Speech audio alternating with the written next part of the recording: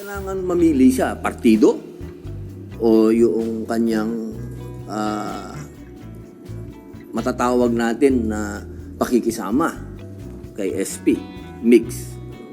Siyempre, nanaig yung pagiging party man niya. Kasi yun ang adhikain ng PDP. Kailangan sumunod ka sa sinasabi ng partido. Attended mo yung dinner with the President.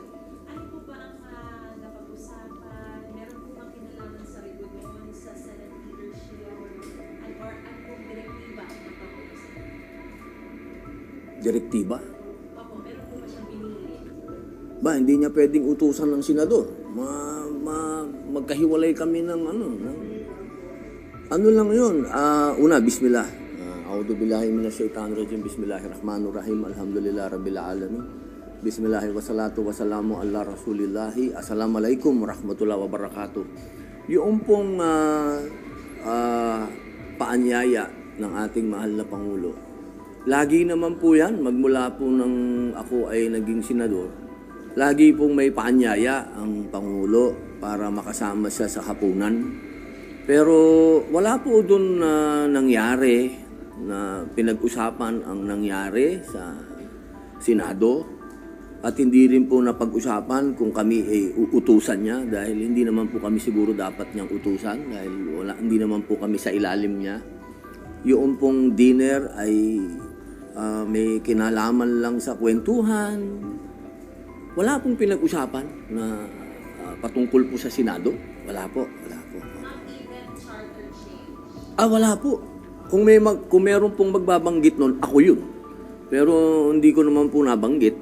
Kasi parang casual po na nakakahiya naman magbanggit ng politika. Yung pinag-uusapan, mga anak ko.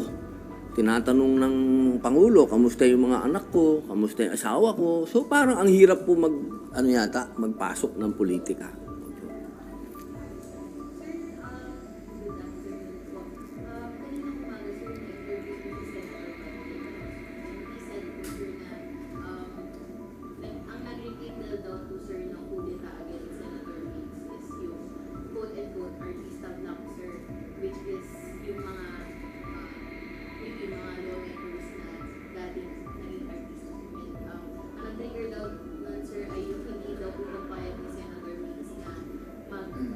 Virtually si Senator Bong Revilla dahil sa pagbuka ng room niya sa bahay. Do you confirm this, sir, na kayo po or may some sort of naging factor po yun sa pagka-oust ni Senator Reyes? Una sa lahat, wala akong reklamo kay Senate President Migs as the Senate President. Wala akong tohanan sumusunod ako dyan Okay naman si Migs Yung nangyari, alam nyo, kami ng PDP, 4 kaming PDP. Okay, ako, Senator Bongo, Senator Bato, Senator Tolentino. Kami ay isang partido, kaya ang boto namin ay isa lang. Naiintindihan ko si Senator Bato kung bakit nagkaroon ng naging emosyonal siya sa pangyayari. Kasi talaga namang para sa akin, at alam ko naman yung nangyari dahil ako ang acting presidente ng PDP. Alam ko kung ano yung nangyari sa aming block. Sa aming block kasi, hindi pwedeng maghiwa-hiwalay. Kung ano yung boto ng isa, dapat yun ang boto ng lahat. Kaya nung kinausap namin si Bato, wala naman siyang nagawa. Wala na siyang nagawa. Kasi kailangan mamili siya, partido o yung kanyang matatawag natin na pakikisama kay SP, mix. Siyempre, nanaig yung pagiging party man niya. Kasi yun ang adhikain ng PDP. Kailangan sumunod ka sa sinasabi ng partido. Yun po ang napagdesisyonan namin. Kaya yung artista block o anong block yan, hindi po. Partido po namin ito ng PDP.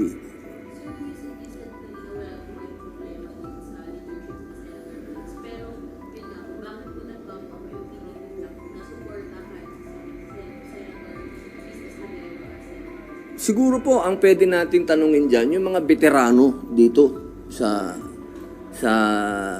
Senado. Kasi kung ang ganyang mga hakbang, hindi po yan pwedeng mag-umpisa sa amin ng mga neophyte. Ano? Siguro sinabi naman din po ni Senator Chis Escudero, yung ating SP ngayon, na sinabi naman po niya na siya talaga ang nag-umpisa ng mga hakbang, siya ang kumausap sa mga senador. Opo, kaya siguro po sila na lang po ang tanungin natin, yung mga veterano po dito. Sir, di ba akan po kayo pumunta, sir? Kayo po, anong personal niyo po reason bakit po sa tatlo kayo, isa ka na dun sa boto sa bumoto, sir, for Senator Chis? Ano po yung Siguro ito po para kasi hindi naman po naging unfair sa amin si SP Migs Siguro sa amin na lang po yung rason namin na sabi nga ni SP Cheese yung mga ganitong mga pangyayari, hindi naman tayo kailangan magpaliwanag. Sabi niya, basta kung ano yung rason natin, yun na yun. Basta ako, ito po ay desisyon ng partido. Hindi po ito isang desisyon ng isang tao. Kung ano man ang sana ang hinihingi namin, wag naman masyadong kawawa naman si Bato. Kasi wala namang kasalanan si Bato. Si Bato sumunod lang sa partido.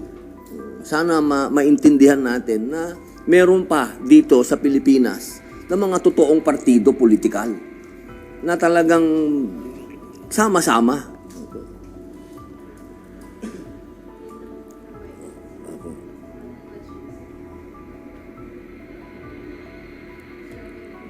Okay na? Okay, maraming salamat po. Opo. Thank you, ma'am. Thank you, ma'am.